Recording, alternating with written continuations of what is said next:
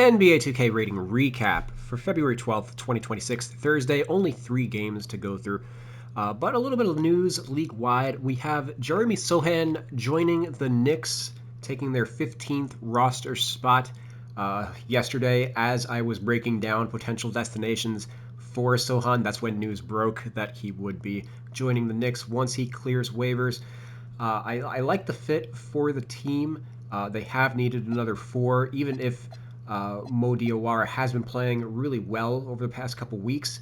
But Sohan does bring a little bit of a higher floor, and obviously that could have fallen off at any point with Diawara. So good to have him in the mix. He does profile as like a younger version of Josh Hart, who, is somebody who, if things don't work out during the playoffs this year, the Knicks could end up like soft breaking up this team. So Sohan might be able to fill in Josh Hart's role on the cheap, given that he is making a minimum contract right now. We'll see what he does over the rest of the year.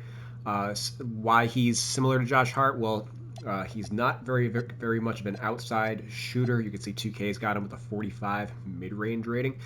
And then his three-point shot wasn't really ever good enough to play next to guys like a Victor Wembanyama. So I'm not really sure how he fits in the grand theory of the Knicks with Karl Anthony Towns, Jalen Brunson, etc. He would have to improve just a little bit more as like a ball handler. That's something that the Spurs did ask him to do earlier, but that was more of they were just trying to develop him and he wasn't any good, whereas Josh Hart is actually a legit like secondary ball creator. And so Knicks made a move, and we'll see how it works out. I was kind of anticipating they'd sign Haywood Highsmith. Maybe he's also like a little too similar to a player like Landry Shamet, who has been playing really well, filling in for OG Anunoby and others throughout the year. A little bit of news in Phoenix. Dylan Brooks is going to miss the first game after the All-Star break, just due to a suspension from getting his 16th technical foul. So every 2 technicals that Brooks get, he will be suspended for a game. So this could affect the Suns and their playoff push anytime that they have to miss a game from one of their 2 best players. It is going to affect their chances of winning considerably. So hopefully Brooks is able to hold his tongue, stay out of trouble, stop the goonery. And let's start off with our games. Only 3, as mentioned. Milwaukee, they got a big win over the OKC Thunder, very short-handed Thunder. 110-93. They moved to 23 and 30 on the year, so still outside of the play-in mix. But this was a huge revenge game for Ousmane Dieng, just recently acquired by the Bucks. Got the start against his former team and had 19 points, 11 rebounds, 6 assists, 1 steal, 4 blocks, with 3 of 6 from 3. And played 36 minutes in this one. In his 3 games in Milwaukee, he's got a 24 player efficiency rating, 71 true shooting, which is 8 of 16 from 3, and then 6 of 9 from 2.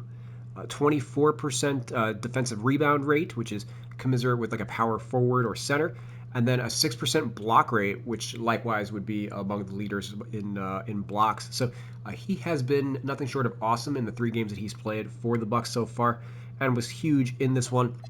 So I did knock his rating up to a 76, which is +2 from where I previously had it, +3 from where 2K's got it at. I did also switch his position, as he played small forward essentially in this game. Came into the league as a small forward. He was like a long, like 6'11", 190 pounds, like super skinny. Had to grow into his body a little bit. So he was always a little bit of a project, and OKC just really couldn't find any room for him in their rotation as they became a title contender. So a player that can offer him some playing time, the Bucks are going to reap the rewards of OKC developing him for them. So I like he played small forward. So Kuzma and Nance were subbing for each other, and I would anticipate that like Kuzma. The issue with Kuzma and Giannis is like Kuzma isn't good enough of a shooter to really play next to Giannis. So that's an interesting wrinkle that I really am interested in what Dieng would be able to do next to Giannis once he returns from injury. This could be. It was a very underrated move at the deadline that basically everybody in the league slept on. He got traded like 4 times at the deadline, and yeah, that this is the kind of like getting something for nothing type of deal that the Bucks honestly need in order to get back to prominence. They've done a really poor job of developing players within their own system, really owning AJ Green over the last 5 years. So Dieng would be a huge hit for them. And just really quickly touching on his badges, which he's got 4 badges. None of these are new additions based on my rating edit. These are all basically from what he was doing with the Thunder in 4 years of garbage time. This is why I do my badge work. This is all based on what he's shown throughout his career. This is his game. He's pretty good shooting off the dribble. He hit a bunch of contested shots over Aaron Wiggins from 3 and from mid range in this game. Pretty decent shooter overall. So, like, this is.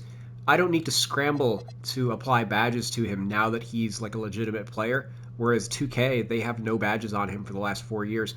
They are going to have to do something at the next time that they do a ratings edit, which is going to be what 3 weeks from now, maybe, because we got the All-Star break, and then at least 2 weeks before they compile enough data to release another update. So yeah, I've got Dieng updated, and they've got him at a 73, just out of the rotation entirely.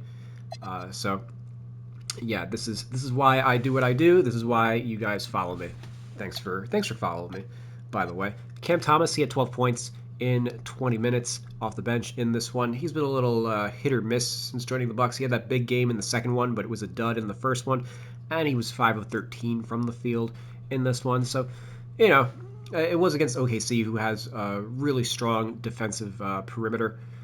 So tough to fault him too hard in this one. And the Bucks, of course, did get a win, as the Thunder did not really have much of a half-court offense in this one. Although Milwaukee was missing a lot of players. They were without Miles Turner, Ryan Rollins, and Gary Harris as well in this one. Let's head on over to OKC because they have a little bit of big news as well. Jalen Williams, the reason why he only played 20 minutes in that last game is he actually re-aggravated his hamstring injury. So he missed 10 games with the hamstring injury the last time. He's going to be reevaluated after the All-Star break. So yeah, a huge blow for them. Very bad timing given that Shea is also out. So they really don't have a creator on the perimeter at all. So their starting 5 in this game was Cason Wallace at the 1, Isaiah Joe at the 2, Lou Dort at the 3, Kenrich Williams at the 4, and then Chet at the 5, as Isaiah Hartenstein also was out for rest in this one. So Chet led the way with 16 and 13. Isaiah Joe had 17. He's been shooting it really well over the past 2 weeks or so. Jared McCain had 13. He's got a huge opportunity now to really, they need something. AJ Mitchell is also sidelined with an abdominal strain. So, yeah, they just don't have anybody who can create. So, yeah, McCain, he's somebody that they're going to lean on heavy. And some really good news is Nikola Topic, he made his debut, had 2 points, 1 assist, 3 turnovers in 12 minutes. So he wasn't particularly effective, but still really good to see him on the court finally after being drafted nearly 2 years ago. Obviously missed all of last year with a torn ACL, and then this year they uncovered testicular cancer during training camp, so which he had surgery on. So hopefully he is able to contribute and get his career off the ground. The OKC Thunder definitely need him right now, so certainly a good time for him to hit the grand stage. Somebody who definitely should be monitored while Shai Gilgeous-Alexander is out, as well as Jalen Williams. Portland, they moved to 27 and 29 with a 135-119 win over the Utah Jazz. Donovan Clingan leading the way against a very short-handed Utah team, 18-13 and 7 with 3 blocks. Drew Holiday, 31, 9 and 7. I think the 31 is a season high. Scoot Henderson, 15 points, 20 minutes. They did not need Denny Avdia to suit up for this one, knowing that Utah was going to do everything in their power to throw this game, so why risk further injury to Avdia when the guys that they had absolutely killed Utah.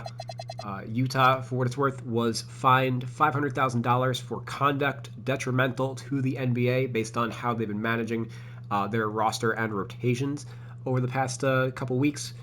The first game without Jaren Jackson Jr., who is going to be out for the season. As expected, they also sat Lauri Markkanen and Jusuf Nurkic in this game, quote unquote, because it was a back-to-back. I would like actually die laughing if Lauri Markkanen was out for the first game following the All-Star break for like DNP rest.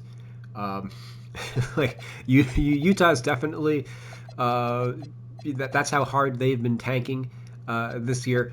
Yeah, that actually really sucks for them. That like this whole week of rest that everybody's going to get, they're going to be expected to actually play their guys. Everybody's going to be expected to play their guys. So we'll see how they navigate that. I haven't checked who their first opponent is in that their first game back from the break. That's probably worth checking. But their starting five in this one was Isaiah Collier, Bryce Sensabaugh, Cody Williams, and then Ace Bailey at the 4. I need to fiddle around with the positions because like Ace Bailey in the supersized lineup with Lauri and JJJ was starting at the 2, but I imagine he's probably not going to play much at the 2 now that they're not going to be doing that jumbo lineup over the rest of the year. Maybe I should have him at the 4 just because with Jackson Jr. out and Filipowski has been playing. Like whenever the centers are playing, like he does play next to guys like Nurkic and stuff in the lineup, which is why he's a 4-5. But they like anytime they want to lose a game, they will just start him at center. So yeah, maybe shuffle things around. Maybe Lauri, I guess, goes back to the 4 for the rest of the year. It's probably another way to do it. I'll figure things out over the break. Bryce had 28 points in this one. Isaiah Collier had 15 and 9 assists. Filipowski, who we mentioned before, 15 points and 9 rebounds with a career-high 6 steals. But as mentioned, he just gave up an absolutely huge line to Donovan Clingan on the opposite end. Donovan Clingan, not exactly an offensive juggernaut himself. Ace Bailey had 15, and then Blake Hinson on a two-way, 11 points, 3 of 6 from 3, 5 fouls in 25 minutes. So yeah, he'll probably get some run as well. I didn't update his position at all. 6'8", 230, 7-foot wingspan. He should actually be at power forward rather than small forward. So let me actually just quickly adjust that. LOL at having him as a small forward shooting guard is his secondary position. Okay. Yeah, which of course means I got to adjust his intangibles because that tanked his rating since small forwards rate higher than pretty much every position. So he would be, what, 69 overall? Yeah.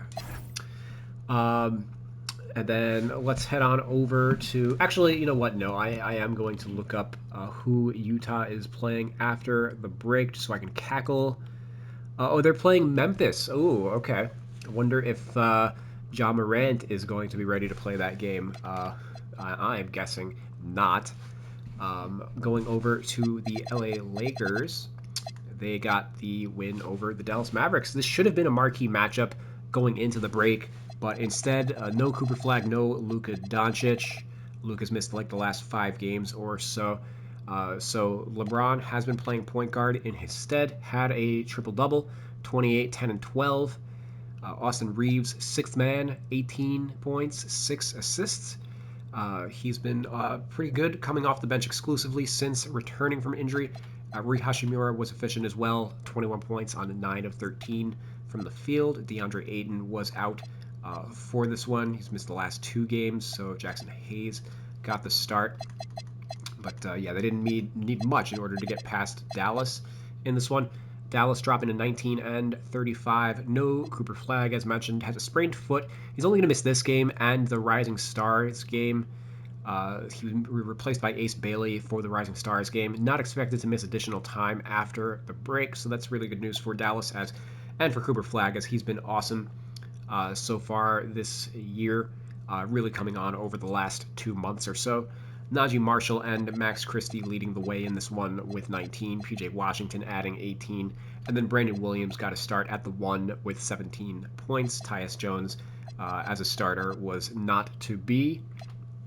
Yeah, I don't really have any other notes for Dallas or the rest of the league. Enjoy the All-Star break. I am going to be working my way through the official roster update. I'll be doing most of that with my morning, and then I'm going to start releasing some team-focused content. Let me know if there's any teams that you would like to see. However, I'm going to prioritize the teams that I already have done some work on. So, your comments are always appreciated. I do love interacting with you guys and helping articulate what I'm seeing league wide, and I'd love to hear your thoughts as well. And also, you guys have been really good at finding little things that I miss here and there, like jersey numbers, etc. So, yeah, let me know and enjoy your time off. Enjoy your Valentine's Day. However, basketball is my one true love, so that's also why I won't be watching the All Star festivities because I love basketball, and there's not a lot of it that is played over this weekend. But I will, regardless, stop padding the length of this video. I will see you guys later, sometime this weekend. Peace out.